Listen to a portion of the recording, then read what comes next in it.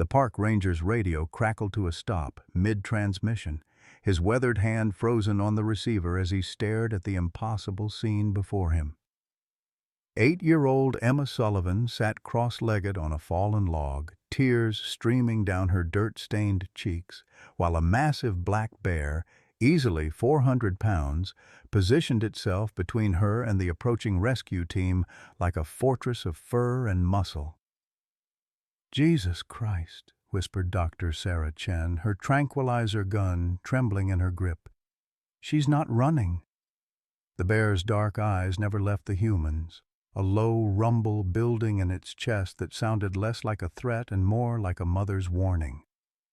Emma's small hand rested on the creature's flank, her voice barely audible as she whispered, "She's protecting me." Ranger Jake Harrison's finger hovered over his radio. "Command, we need backup now." But as the bear shifted closer to the child, something in its movement struck him as hauntingly familiar. How long had this little girl been missing? And why wasn't she afraid? Leave a like and share your thoughts in the comments along with the city you're watching from now. Let's continue with the story. 48 hours earlier, Michael James Sullivan had stared at the crumpled suicide note in his trembling hands, the words blurring through tears and 3 days of cocaine-fueled insomnia. The modest apartment reeked of neglect and desperation. Empty pizza boxes, overflowing ashtrays, and white powder residue scattered across the coffee table like snow in hell. On the mantel, Rebecca's wedding photo smiled down at him, her researcher's uniform pristine and hopeful, a cruel reminder of everything he'd destroyed. Emma had been asleep in her bed, clutching the stuffed bear her mother gave her before that final, fatal car ride. Michael remembered writing those devastating words. Emma deserves better than a father who chooses drugs over his daughter. I'm setting her free. The plan had seemed merciful in his drug-addled mind. Drive to Great Smoky Mountains where Rebecca used to conduct her wildlife research, leave Emma where someone would find her, then disappear forever into the wilderness. 300 miles away in Boston, Eleanor Rose Thompson sat in her pristine Beacon Hill mansion, staring at the phone that hadn't rung in 2 years. At 72, the former socialite carried herself with the rigid dignity of old money, but her arthritic fingers betrayed her as they traced the frame of her daughter's graduation photo. Rebecca had been brilliant, destined for greatness in wildlife research, until she'd fallen for that unstable mechanic with the kind eyes and broken soul. I should have tried harder, Eleanor whispered to the empty room, her heart medication sitting untouched on the mahogany table. The cardiologist had been clear: surgery within the month or face the consequences. But what was the point of a longer life without family to share it? The call came at 6:47 a.m. Mrs. Thompson, this is Officer Bradley with the Tennessee State Police. There's been an incident involving your granddaughter.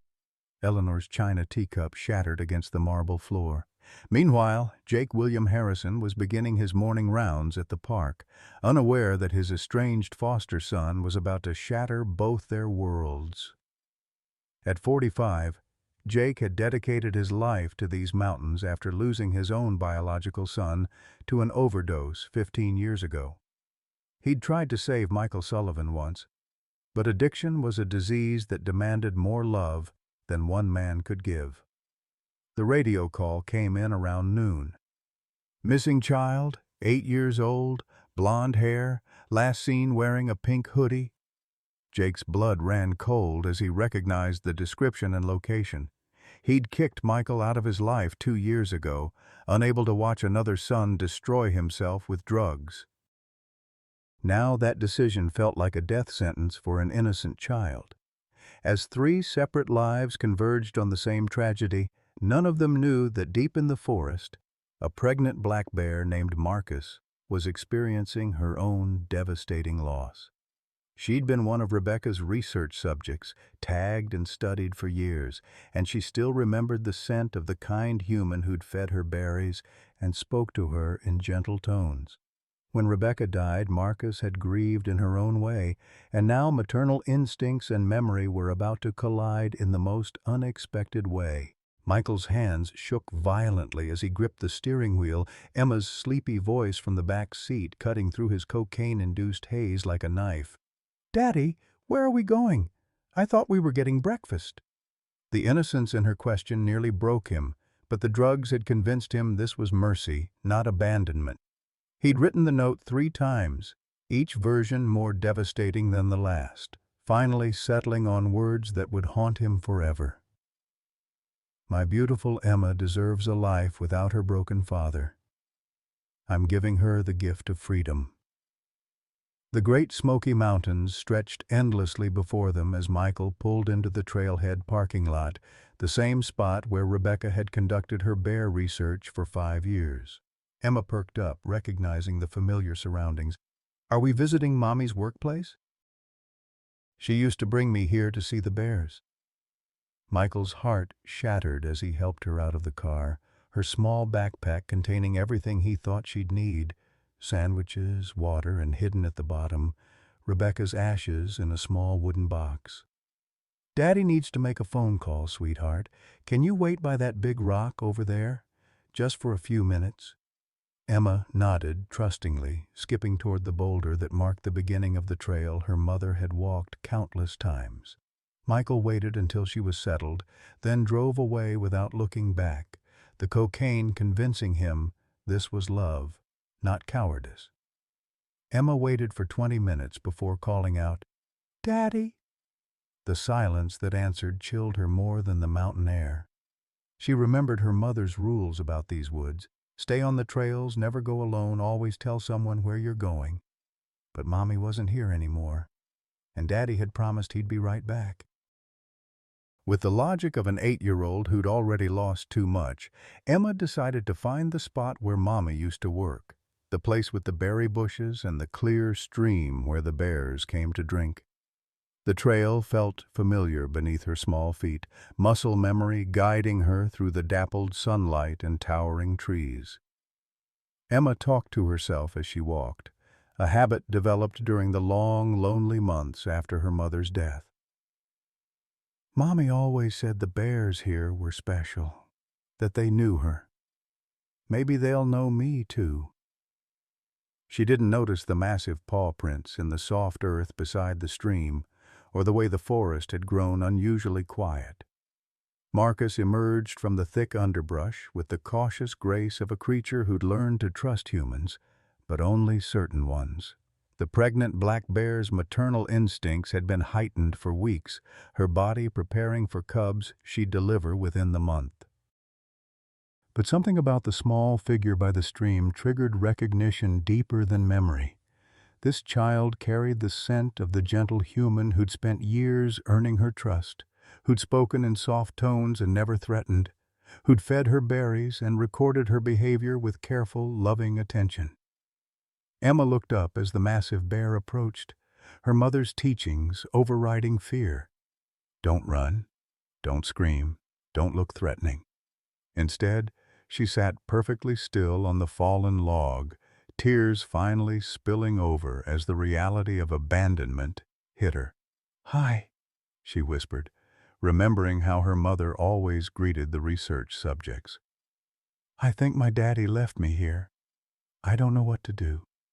Marcus tilted her enormous head, studying the child with intelligent dark eyes. The scent was unmistakable. This was Rebecca's offspring, the baby she'd sometimes mentioned during their sessions. The bear's pregnancy had triggered intense protective instincts, and in her hormonally influenced state, Emma's distress called to something primal within her. Without understanding why, Marcus settled herself beside the log, her massive bulk creating a windbreak against the cooling mountain air. 20 miles away, Michael's drug high was crashing into devastating clarity. He pulled over at a gas station, his hand shaking as the full horror of what he'd done penetrated his altered consciousness. The suicide note fell from his pocket, and seeing his own handwriting in the harsh fluorescent light made him vomit into the parking lot. Emma wasn't better off without him. She was alone, terrified, and in mortal danger because of his selfish decision. His fingers fumbled with his phone as he dialed 911, his voice breaking as he reported his daughter missing. "I left her at the Smoky Mountains trailhead off Route 441. Please, you have to find her. She's only 8 years old and God help me, I thought I was protecting her." The operator's calm questions felt like daggers. How long ago? What was she wearing? Any medical conditions? Each answer a confession of his failure as a father. As emergency services mobilized for the search, neither Michael nor the responding officers knew that Emma had already found the most unlikely protector in the wilderness, a grieving bear whose maternal instincts had been awakened by the scent of a lost child who carried her beloved researcher's DNA in every cell. The Tennessee State Police Dispatch crackled to life at 2:47 p.m. "All units, we have a missing child. Great Smoky Mountains National Park. 8-year-old female, blonde hair, pink hoodie, considered endangered due to circumstances." Jake Harrison's coffee mug froze halfway to his lips as the description echoed through his ranger station. The location was his territory, but something about the details made his stomach clench with a dread he couldn't name. When Jake arrived at the command post being hastily assembled in the parking lot, he came face to face with a ghost from his past. Michael Sullivan stood beside a state trooper, looking like death itself, hollow-eyed, trembling, his clothes reeking of desperation and chemicals. The young man Jake had once tried to save, the foster son he'd loved and lost to addiction, was now the father of a missing child in his mountains. "Jesus, Michael." Jake's voice cracked, despite 20 years of professional composure. "What happened here?" Michael's confession came out in broken fragments, each word a nail in his own coffin. He'd been high for 3 days, convinced himself Emma would be better off without him, driven her here and left her by the trailhead. I thought someone would find her quick, that she'd go into the system, get a better life." His hands shook as he spoke. "Jake, I wrote her a note saying I was setting her free. What kind of monster does that?" The reunion Jake had imagined for 2 years was happening in the worst possible circumstances. He wanted to embrace the boy he'd raised, to shake him until his teeth rattled, to turn back time and try harder to save him from the drugs that had poisoned everything he touched. Instead, he had to be Ranger Harrison, not foster dad Jake, because somewhere in his wilderness, a child was counting on him to bring her home. "We'll find her, son," Jake said quietly, the endearment slipping out despite years of hurt. "These mountains, they're not forgiving to little ones, but if she's Rebecca's daughter, she's got good instincts." At the mention of Rebecca's name, Michael's composure shattered completely. "She doesn't know, Jake. Emma doesn't know her mama was pregnant when she died. Doesn't know she was going to have a baby brother or sister. Rebecca was coming to tell me that night, and instead she found me passed out with—" He couldn't finish the sentence. Meanwhile, 300 miles north, Eleanor Thompson was boarding a private jet with nothing but her purse and a heart full of regret. The phone call from Tennessee had shattered her world more effectively than any cardiac episode. Her granddaughter, the child she'd never met because of pride and prejudice, was lost in the wilderness while Eleanor sat in her mansion nursing grudges and heart medication. "Mrs. Thompson, your cardiologist strongly advised against travel," her driver had protested as he loaded her into the car for the airport. And Eleanor's response was swift and final. "I lost one daughter to my stubbornness. I'll be damned if I lose a granddaughter, too." As Eleanor's jet cut through the afternoon sky, Dr. Sarah Chen was receiving the most unusual call of her career. The Park Service needed a wildlife behaviorist immediately. Search dogs had picked up the missing child's scent leading deep into bear territory, and the tracker was reporting unusual animal behavior that didn't match normal black bear patterns. Sarah had studied these mountains for 15 years, knew every bear family and their behavioral patterns. What the tracker described, a bear actively circling and defending a specific area rather than fleeing human presence, was unprecedented. "Bears don't adopt human children," she told the search coordinator. "That's Disney nonsense.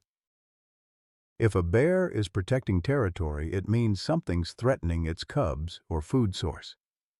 But as Sarah drove toward the mountains, her mind kept returning to an anomaly from her research files. 5 years ago, Dr. Rebecca Sullivan had reported unusual bonding behavior between herself and a female black bear designated as Subject M47. The bear had shown remarkable trust, even apparent affection toward Rebecca during feeding and observation sessions. Rebecca had been killed in a car accident 2 years ago, but M47 was still active in the area, and according to Sarah's records, she would be pregnant right about now. Back at the search site, the first real breakthrough came from an unexpected source. Emma's scent trail led to Rebecca's old research station, a clearing by a stream where she'd spent countless hours observing and documenting bear behavior. The tracking dogs became agitated at the location, whining and circling, but refusing to follow the trail further. "It's like they hit a wall," the lead tracker reported to Jake. "The child's scent is strong here, recent, but the dogs won't go past this point. Something's got them spooked." Jake studied the clearing with new eyes, remembering the stories Rebecca used to tell about her special research subject. She'd always been careful not to anthropomorphize the animals, but there was one bear she'd spoken of differently, with the kind of respect reserved for an equal rather than a subject. As the afternoon sun began its descent toward the mountain peaks, the search team made a discovery that changed everything. Embedded in the soft earth near the stream was a clear impression, a massive bear paw print, and beside it the small sneaker tread of a child. The prints were side by side, not one pursuing the other, as if child and bear had been walking together. "That's impossible," Dr. Chen breathed, studying the evidence. "Black bears don't escort humans. They avoid, they flee, or in rare cases they attack. They don't babysit." But the evidence was undeniable, and it led deeper into the wilderness where radio signals grew weak and the forest grew thick. Somewhere ahead, an 8-year-old girl was either experiencing the miracle of her young life or walking toward a tragedy that would haunt these mountains forever. As darkness approached and the temperature began to drop, the search team faced an impossible decision: push forward in dangerous terrain with limited visibility, or wait until morning and pray that whatever was protecting Emma Sullivan would keep her alive through the night. As twilight painted the Smoky Mountains in shades of purple and gold, Emma Sullivan discovered that survival in the wilderness came with the most unlikely teacher. Marcus, the massive black bear whose pregnancy had heightened every protective instinct, seemed to understand the child's needs with an intuition that defied explanation. When Emma shivered in the cooling mountain air, Marcus positioned her enormous bulk to create a natural windbreak. When Emma's stomach growled with hunger, the bear led her to a patch of wild blackberries, demonstrating with careful movements which ones were safe to eat. "Mama used to bring me here," Emma whispered to Marcus, her small hand resting on the bear's thick fur. "She said the bears here were special, that they understood things other bears didn't." Marcus rumbled softly, a sound that vibrated through her chest like a lullaby. The bear's dark eyes constantly scanned the forest, alert for dangers that an 8-year-old couldn't perceive: the coyote pack that had been tracking their scent, the approaching storm system, the human voices growing closer through the trees. Eleanor Thompson's private jet touched down at McGee Tyson Airport as the sun disappeared behind the mountains. At 72, with a heart condition that made every emotional spike potentially fatal, She had no business traveling cross-country to search for a granddaughter she'd never met. But guilt was a more powerful motivator than doctor's orders, and Eleanor's guilt had been festering for 2 years since Rebecca's funeral, a funeral she'd been too proud to attend. The drive to the search command post took 45 minutes through winding mountain roads that made Eleanor's chest tighten with each curve. She clutched her heart medication in one hand and a faded photograph in the other, the only picture she had of Emma, taken secretly by a private investigator she'd hired to check on her estranged family. The little girl in the photo had Rebecca's eyes and stubborn chin, and seeing her had nearly broken Eleanor's resolve to maintain her distance. "Ma'am, you really shouldn't be here," the search coordinator told Eleanor when she arrived at the command post. "This is rough terrain, and given your medical condition—" Eleanor's response was delivered with the steel that had made her late husband's fortune. "Young man, I've survived 72 years, buried a husband, lost a daughter to my own stupidity, and flown here against doctor's orders. I'm not leaving until my granddaughter is found." Michael watched his former mother-in-law's arrival with a mixture of relief and terror. Eleanor had never approved of his marriage to Rebecca, had called him unstable trailer trash at their wedding, and had effectively disowned her daughter for choosing love over social status. Now she was here, in the mountains where her daughter had died trying to save him from himself, ready to search for the granddaughter she'd never acknowledged. "Eleanor." Michael's voice cracked as she approached. "I'm sorry. God, I'm so sorry for everything." Eleanor studied the broken man before her, hollow-eyed, trembling, reeking of desperation and withdrawal. This was the person her daughter had loved enough to die for, and looking at him now, Eleanor couldn't understand it. But Emma was out there somewhere, and understanding could wait. "We'll discuss your failures later, Michael. Right now, tell me everything about where you left my granddaughter." Meanwhile, deep in the forest, Dr. Sarah Chen was experiencing something that challenged everything she thought she knew about animal behavior. The tracking team had found more evidence of the impossible partnership. Emma's small footprints consistently alongside the bear's massive paw prints, sometimes walking together, sometimes with the bear's tracks circling protectively around areas where the child had rested. "This isn't random," Sarah muttered, studying the trail with her flashlight. "The bear is actively caring for her, but black bears don't exhibit this behavior with human young. It's completely outside their behavioral parameters." Jake Harrison, leading the tracking team, remembered something Rebecca had told him years ago. She used to say that Marcus, that's what she called subject M47, was different. Said the bear showed almost human-like emotional responses. Rebecca thought maybe the bear had lost cubs and was seeking that maternal connection. "Displaced maternal behavior," Sarah nodded slowly. "It's theoretically possible. If the bear recently lost offspring, her hormones would still be driving her to protect and nurture. Add pregnancy to the mix, and those instincts could be overwhelming. But to transfer them to a human child?" The breakthrough came from an unexpected source. Eleanor, despite her age and heart condition, had insisted on accompanying the search team. As they followed the trail deeper into the wilderness, she began sharing stories about Rebecca's research that she'd dismissed as unimportant when her daughter was alive. Rebecca used to call home, excited about some bear she was studying, said it was like the animal understood her, responded to her voice, even seemed to mourn when Rebecca had to end their sessions each day. "I thought it was nonsense, anthropomorphizing wild animals." Eleanor's voice broke. "I told her she was being foolish, that animals don't have real emotions like humans do." Dr. Chen stopped walking. "What did you say?" The bear responded to Rebecca's voice specifically. She said the bear would calm down when Rebecca spoke to her, even from a distance. Rebecca thought the bear had learned to associate her voice with safety and food. Eleanor paused, breathing heavily from the exertion of hiking. "She said the bear was pregnant during their last sessions before before the accident. The pieces clicked together in Sarah's mind with horrifying clarity.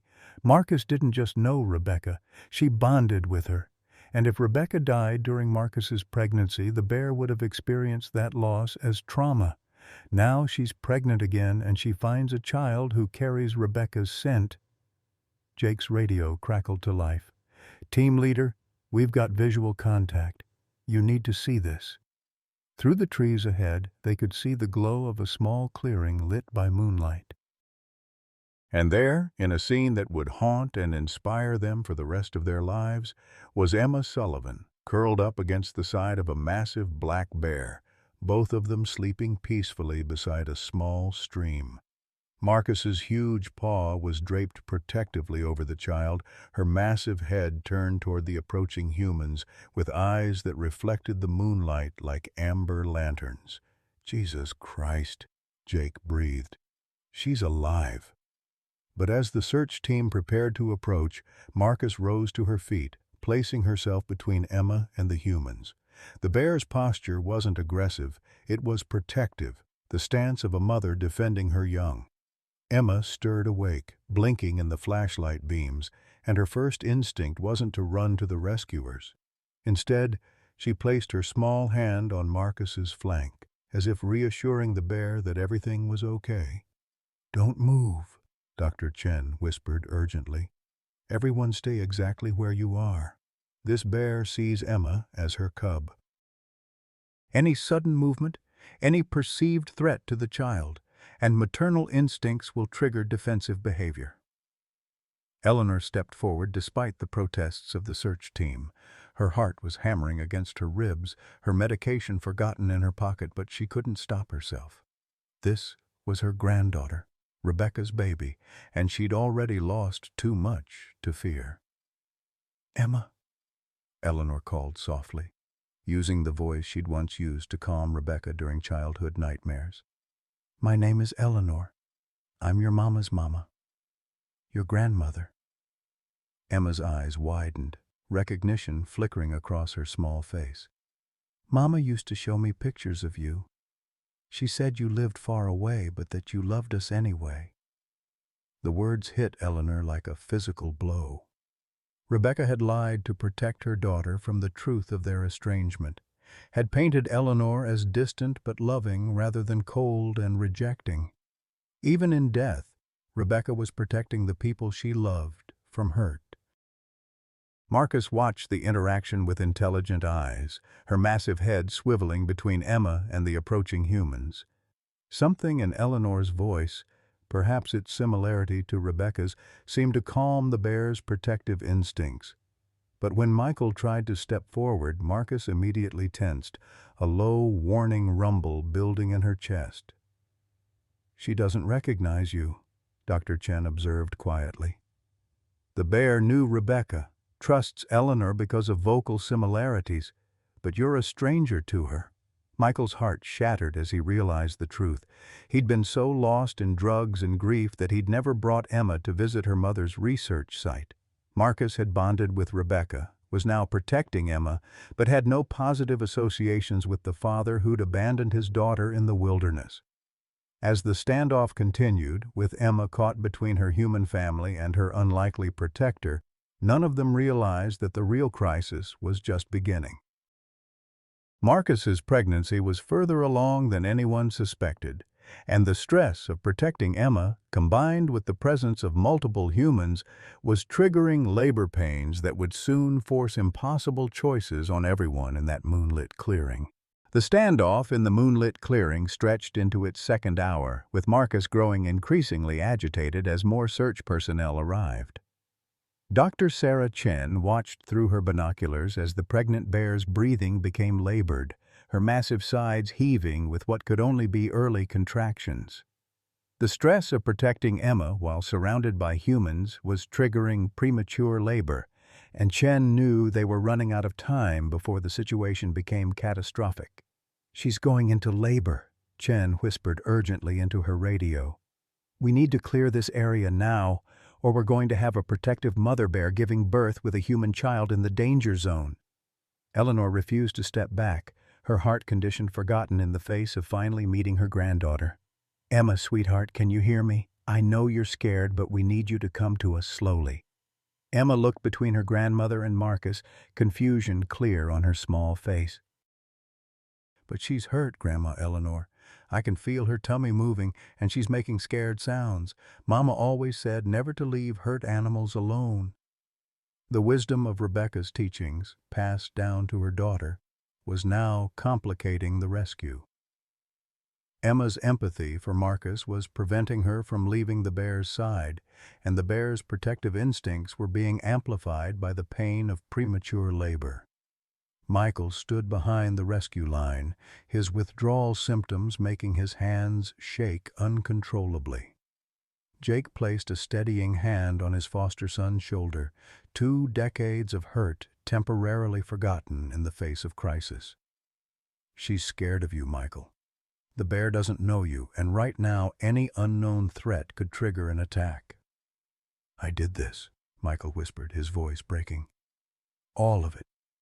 Rebecca died because she was chasing me.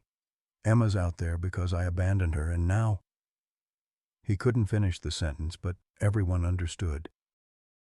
His actions had created a domino effect of tragedy that was culminating in this impossible situation. Dr. Chen made a decision that went against every protocol in the book. "Eleanor, you're the only one the bear seems to accept. I need you to approach slowly and try to get Emma to come to you voluntarily. But if that bear goes into active labor, you need to get that child away from her immediately." Eleanor's chest tightened with each step toward her granddaughter, but determination overrode her heart condition. She'd spent 2 years regretting her absence from Rebecca's funeral, from Emma's life, from every moment that mattered. This was her chance to finally be the grandmother she should have been from the beginning. "Emma, your mama used to tell me stories about you," Eleanor said softly, moving closer with painful slowness. "She said you were brave like her, smart like her, and that you could talk to animals in a special way." Emma's eyes lit up despite the tension. "Mama said that? She said I was like her?" "Just like her, sweetheart. And right now your mama would want you to help us help Marcus. Can you tell her it's okay to let you come to me?" Marcus was now clearly in distress, low moans escaping her as contractions grew stronger. Dr. Chen could see the bear's internal struggle. Every instinct told her to protect Emma, but her body was demanding she find a safe, secluded place to give birth. The conflict was creating a dangerous mental state in an already unpredictable situation. Emma seemed to sense Marcus's distress with the intuitive connection her mother had possessed. She spoke to the bear in the same gentle tones Rebecca had used during research sessions. "It's okay, Marcus. These are good people. My grandma looks like my mama, see? And she smells like flowers and love, just like Mama said." The bear's massive head turned toward Eleanor, studying her with intelligent eyes that seemed to recognize something familiar. Perhaps it was the vocal cadence inherited from mother to daughter, or the way Eleanor held herself despite her fear. Whatever the connection, Marcus slowly stepped aside, allowing Emma to move toward her grandmother.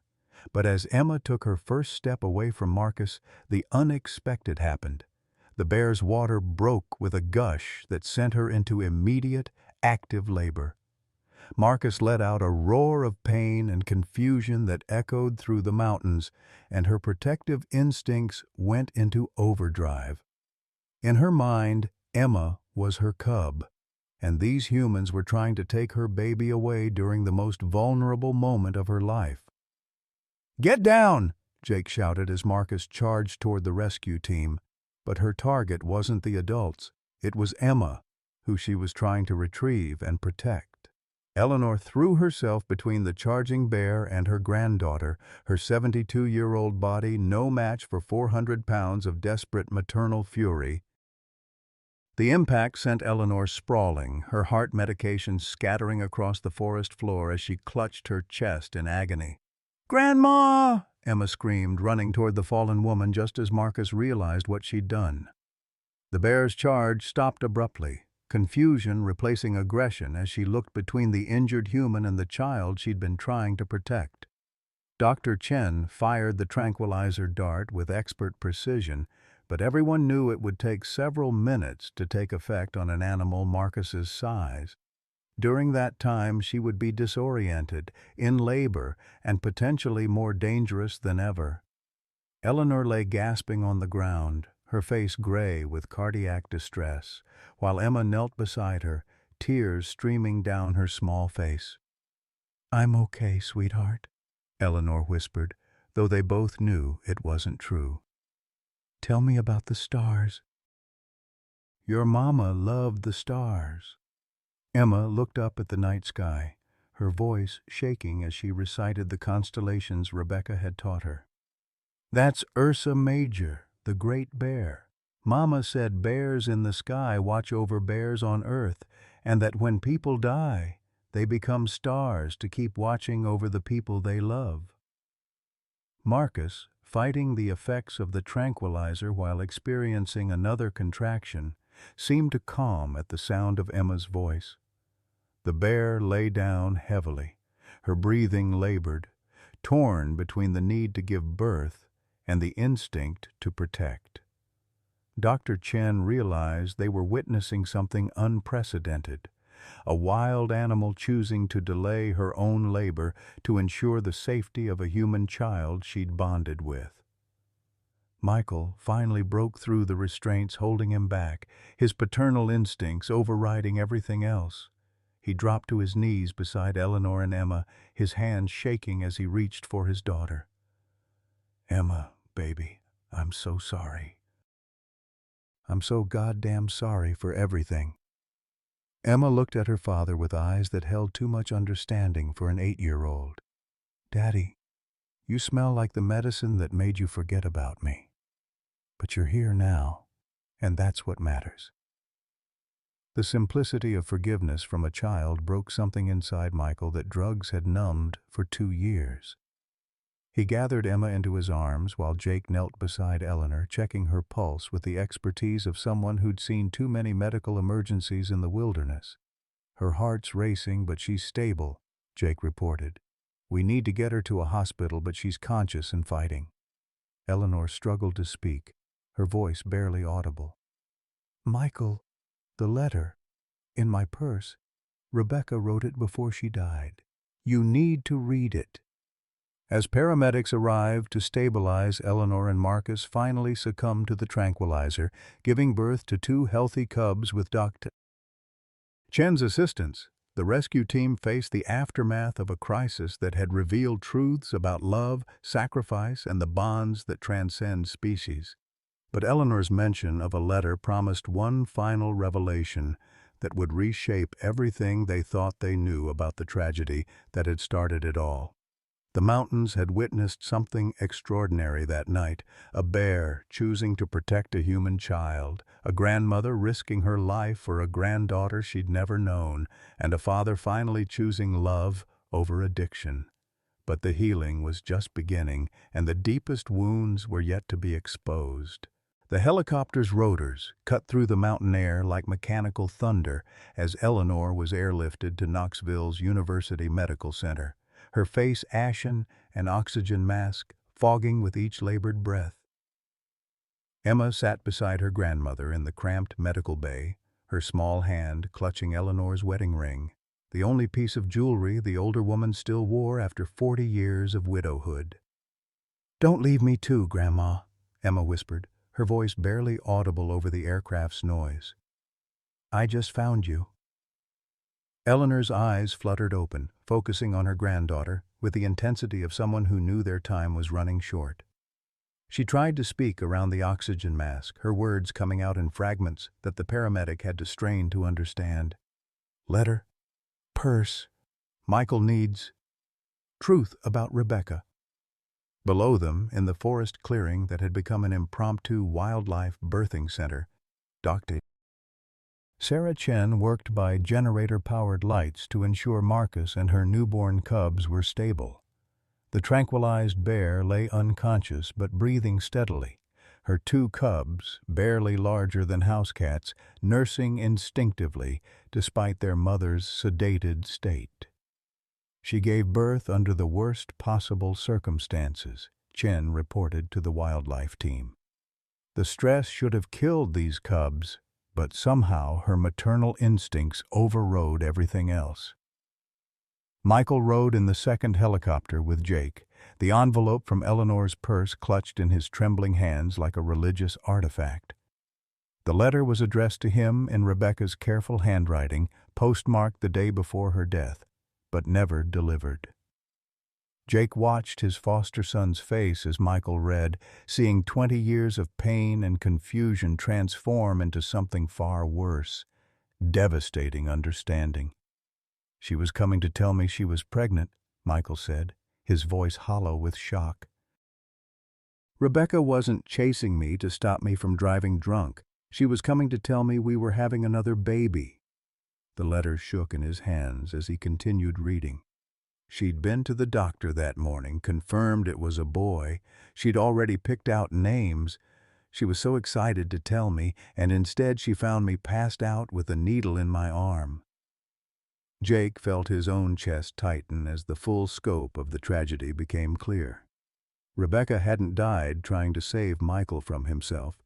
She'd died trying to share the news that would have given him reason to live. The cruel irony was staggering. The very thing that might have motivated Michael to get clean had been lost in the same accident that pushed him deeper into addiction. "There's more," Michael continued, his voice breaking. "She writes about Marcus, about how the bear had lost cubs earlier that year and kept coming back to the research site, looking for them. Rebecca thought Marcus saw her as family, the only constant in her life after losing her own offspring." He looked up at Jake with eyes full of terrible understanding. "Marcus bonded with my wife, grieved when Rebecca died, and when she found Emma, she saw Rebecca's daughter as the family she'd lost." The helicopter touched down at the hospital as thunder rolled across the mountains, the approaching storm system that weather services had been tracking finally reaching the Smokies. Inside the trauma bay, Eleanor fought for her life while cardiac specialists worked to stabilize her condition. The stress of the rescue, combined with her underlying heart disease, had triggered a massive cardiac episode that required immediate intervention. Emma sat in the family waiting area, still wearing her dirt-stained pink hoodie, watching adults whisper in hushed tones about things she wasn't supposed to understand. A social worker had been called, protocol when a child was found abandoned in the wilderness, and Emma could hear fragments of conversation about custody evaluations and temporary placement. The 8-year-old who had survived 2 nights in the wilderness with a bear as her protector now faced the possibility of losing what remained of her family to bureaucracy and legal procedures. Michael emerged from the bathroom where he'd been violently sick, his body rejecting the last traces of cocaine while his mind processed the magnitude of his failures. Jake found him there, curled on the floor like a broken child, sobbing with the kind of grief that comes from understanding you've destroyed everything you ever loved through your own choices. "She was pregnant, Jake. My wife was pregnant with our son, and she died trying to tell me about him because I was too high to answer her calls." Michael's words came out between gasps. "I didn't just kill Rebecca. I killed my unborn son, destroyed Emma's life, and Marcus. God, even Marcus has been grieving losses I caused." Jake knelt beside his foster son, remembering the young man he'd tried to save 15 years ago, the boy who'd shown such promise before drugs stole his future. "Michael, listen to me. Rebecca made her own choice to get in that car. You didn't force her to chase you." "But I did," Michael whispered. "She called 17 times that day. 17. She left voicemails saying she had news that would change everything, begging me to call back. If I'd been sober enough to answer even one of those calls, she'd be alive. Our son would be alive. Emma would have a mother and a brother and a father who deserved them." The tragedy was compounded by layers of preventable loss, not just Rebecca's death, but the unborn child, the family that could have been, the healing that might have come from joy instead of grief. Michael's addiction hadn't just cost him his wife, it had stolen Emma's chance at having a complete family and denied the world a child who would never be born. Down the hall, Eleanor coded for the second time, her heart stopping completely as machines shrieked alarms that brought running medical personnel. Emma heard the commotion and tried to run toward her grandmother's room, but the social worker gently restrained her. "Let the doctors work, sweetheart. They're doing everything they can." But Emma could see through the glass doors, could see the frantic activity around Eleanor's bed, could understand what the adults thought she was too young to comprehend. She was about to lose her grandmother the same day she'd found her, leaving her with only a father who'd proven he couldn't take care of himself, let alone a child. The storm outside intensified, rain lashing against the hospital windows as if the mountains themselves were weeping for the accumulated tragedies of the Sullivan family. In the forest, Marcus was beginning to wake from the tranquilizer. Her maternal instincts immediately focused on her newborn cubs, but Dr. Chen noticed the bear repeatedly sniffing the air and looking toward the trail where Emma had disappeared, as if the animal understood that her unlikely adoptive cub was gone and in danger. As Eleanor flatlined for 37 seconds before the medical team restored her heartbeat, Michael realized he was facing the complete destruction of his family through his own choices. The letter from Rebecca, meant to bring joy, had instead revealed the true scope of his failures, and now even the grandmother who'd flown across the country to save Emma might not survive the night. At 3:17 a.m., Eleanor Thompson's heart monitor showed a steady rhythm for the first time in 6 hours, and Dr. Patricia Williams allowed herself a cautious breath of relief. The cardiac surgeon emerged from the trauma bay with exhaustion etched into every line of her face, approaching the family with news that would either shatter or heal what remained of their fractured bonds. "She's stable, but barely. The next 24 hours will tell us if she survives, and if she does, what kind of recovery we're looking at." Michael sat beside Emma in the waiting room, his withdrawal symptoms making him shake so violently that his daughter had wrapped her small arms around him, trying to offer comfort she was too young to understand. The social worker, Janet Martinez, watched their interaction with the practiced eye of someone who'd seen too many families destroyed by addiction. In her briefcase was paperwork that could remove Emma from Michael's custody permanently, but something about the child's fierce protectiveness of her broken father gave Janet pause. "Mr. Sullivan," Janet said quietly, "I need to ask some difficult questions about Emma's care and your circumstances." Before Michael could respond, Eleanor's weak voice called from the recovery room. "Janet Martinez. I know that name." Eleanor's words were slurred from medication, but her mind was sharp. "Your mother was Maria Santos before she married. We served on the hospital charity board together 20 years ago." Janet's professional composure cracked slightly. "Mrs. Thompson? I didn't realize.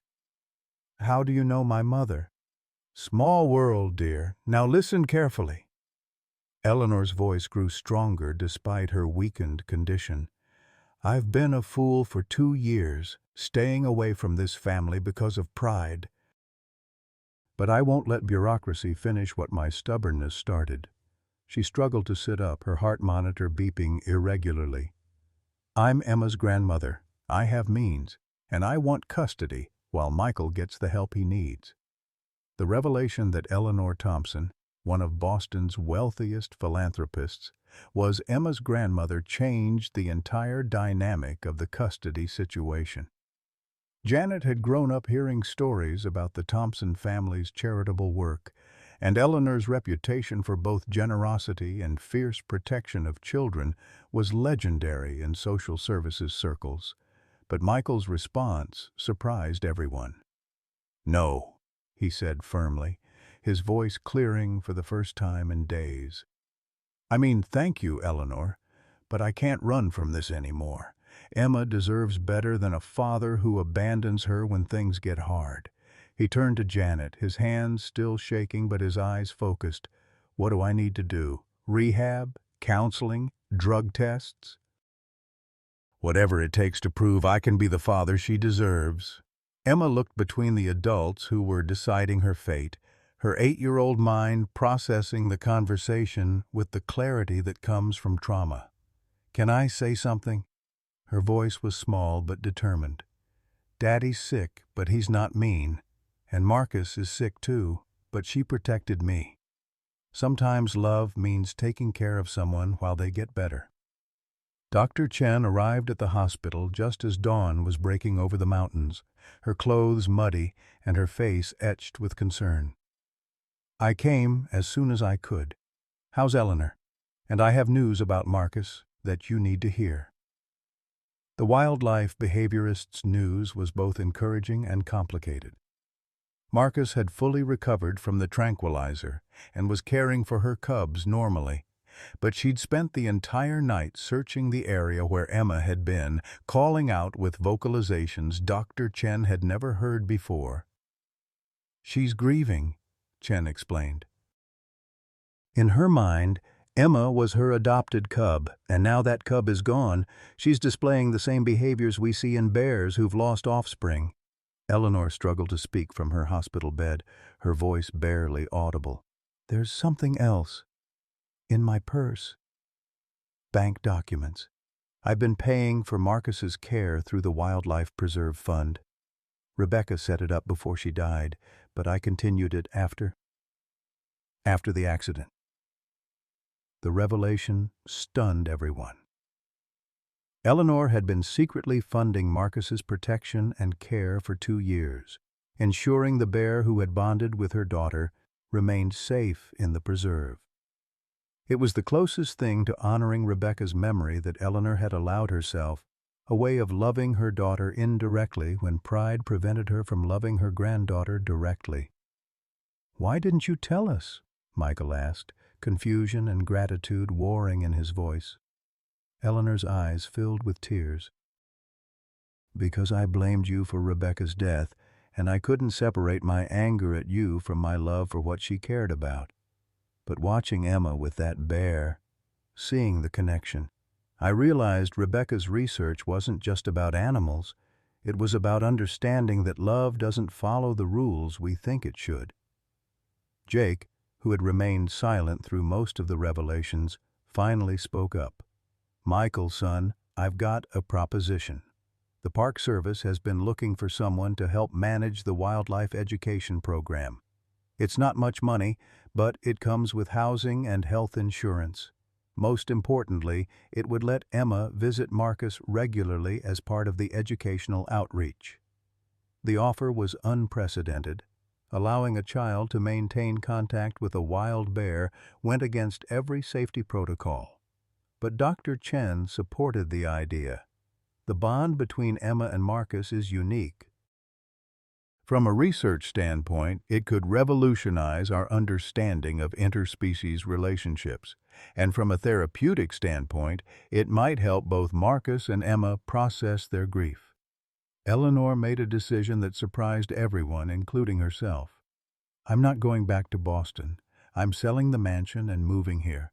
Emma needs family, Michael needs support, and I need to stop being the kind of grandmother who loves from a distance." She looked at Emma with tears in her eyes. "That is, if you'll have a foolish old woman who took too long to remember what matters." Emma's response was immediate and devastating in its simplicity. "Mama always said you were just scared to love us because losing people hurts too much. But she said love is like Marcus's heart. It gets bigger when it has more to protect, not smaller." The wisdom of Rebecca's words, preserved in her daughter's memory, broke through the last of Eleanor's defenses. The woman who had spent 2 years drowning in regret and pride finally allowed herself to grieve properly for the daughter she'd lost and embrace the granddaughter she'd found. Michael, watching this reunion with a mixture of hope and terror, made his own commitment. I want to enter the residential treatment program at Cumberland Heights. It's 90 days and Emma can visit on weekends. If Eleanor's willing to be her guardian during that time, I'll do whatever it takes to get clean and stay clean. Janet Martinez found herself witnessing something she rarely saw in her profession, a family choosing healing over habit, love over fear, and hope over despair. The paperwork she'd brought to remove Emma from her father's custody was replaced with documents establishing temporary guardianship with Eleanor and a treatment plan for Michael that included regular psychological evaluation and drug testing. But the most unusual arrangement was yet to come. Dr. Chen proposed that Emma become the first child participant in a new therapy program using Marcus as an emotional support animal for trauma recovery. It's experimental, heavily supervised, and completely voluntary, Chen explained. But the bond they've formed could be therapeutic for both of them. As the sun rose over the Smoky Mountains, painting the hospital walls with golden light, a family that had been scattered by tragedy and addiction began the slow process of healing. Eleanor would need months of cardiac rehabilitation, Michael would spend 3 months in treatment fighting for his sobriety, and Emma would begin therapy to process the trauma of abandonment and the miracle of survival. But for the first time in 2 years, the Sullivan family had hope. Marcus had taught them that love doesn't always look the way we expect it to, that protection can come from the most unlikely sources, and that sometimes the family you need is the one that chooses to love you when you're too broken to love yourself. The mountains had witnessed both tragedy and miracle, and now they would witness something even rarer, a family learning to heal together, one day at a time. 6 months after the night that changed everything, Emma Sullivan stood at the edge of the wildlife preserve with a small wooden box in her hands, surrounded by the family she'd almost lost forever. Michael, 93 days clean and counting, wore the uniform of a park ranger trainee, his hands steady for the first time in years as he helped Eleanor navigate the forest path with her walker. The cardiac rehabilitation had been grueling, but Eleanor Thompson was nothing if not stubborn, and she'd fought her way back to health with the same determination that had built her late husband's fortune. "Are you ready, sweetheart?" Eleanor asked, her voice stronger now but still carrying the careful cadence of someone who'd learned not to take breath for granted. Emma nodded, clutching the box that contained her mother's ashes, the same box she'd carried in her backpack the day Michael abandoned her in these mountains. But today felt different.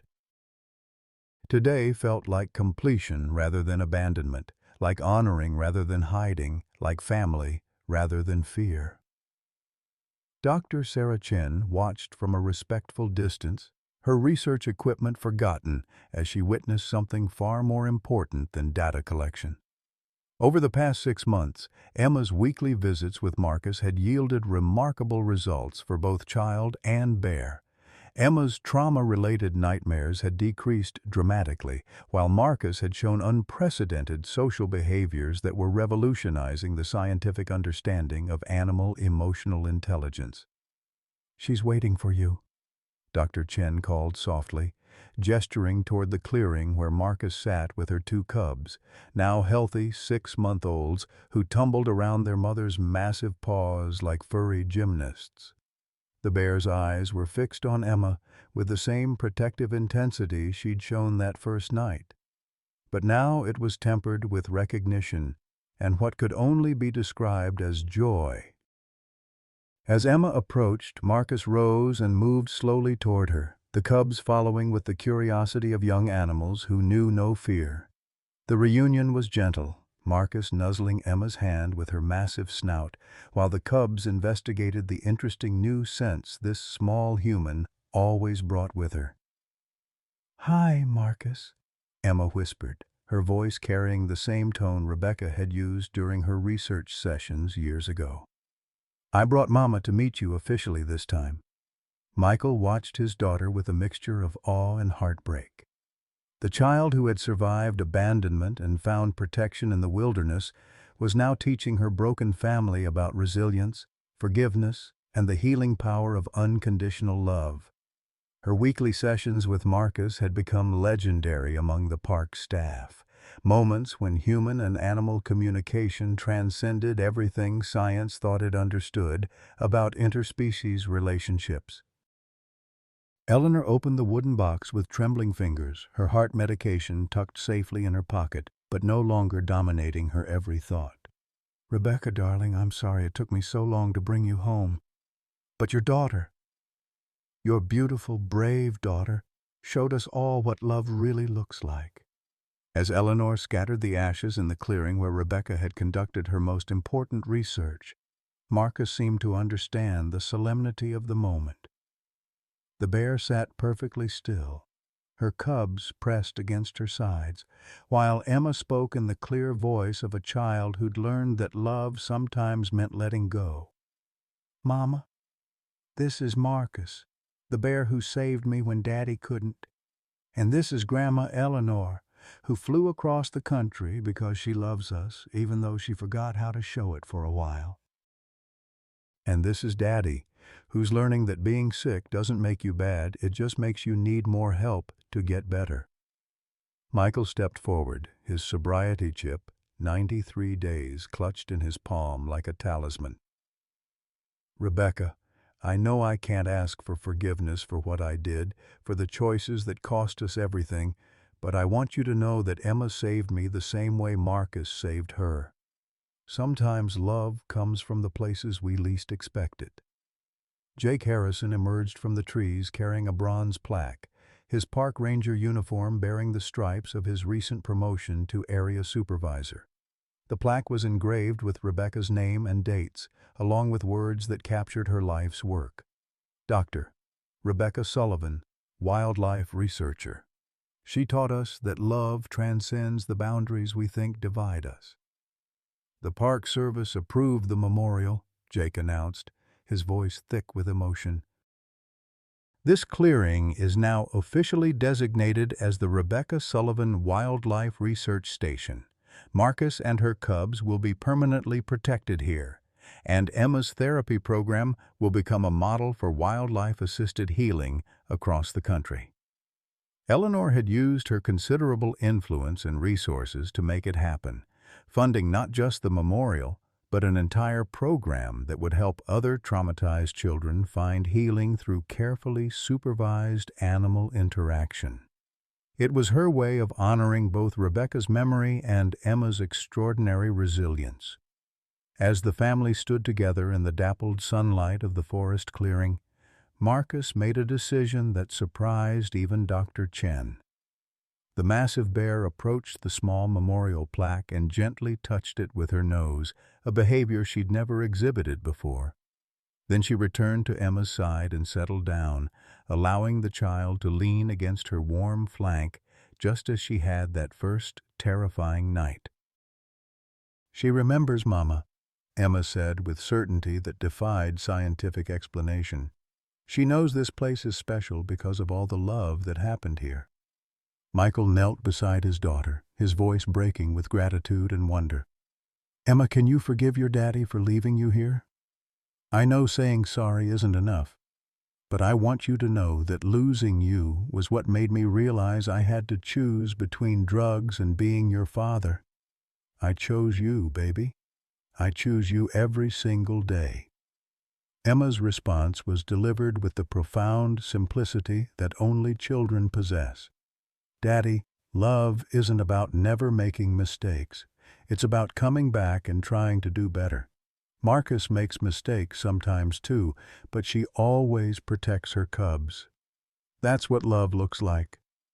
As the afternoon sun filtered through the trees, the Sullivan family completed their circle of healing in the place where tragedy had transformed into miracle. Eleanor would continue her cardiac rehabilitation while building a new life near her granddaughter. Michael would maintain his sobriety one day at a time while learning to be the father Emma deserved. Emma would continue her therapy sessions with Marcus while starting to help other children discover the healing power of animal connection. And Marcus, the bear who had chosen love over fear, protection over self-preservation, would continue to be living proof that family isn't always defined by species, that maternal love can transcend every boundary we think matters, and that sometimes the most profound healing comes from the most unexpected sources. The mountains that had witnessed so much pain were now guardians of hope, protectors of a family that had learned to love not despite their brokenness, but because of how their broken pieces had fit together to create something stronger, more beautiful, and infinitely more resilient than what they'd lost. Dear friends, as we close Emma's remarkable journey, I'm reminded that it's never too late for second chances. Eleanor Thompson was 72 when she chose love over pride, flying across the country to save a granddaughter she'd never met. Michael Sullivan found sobriety not through judgment, but through a child's unwavering faith that broken people can heal. And Marcus, a grieving bear, showed us that family isn't always blood.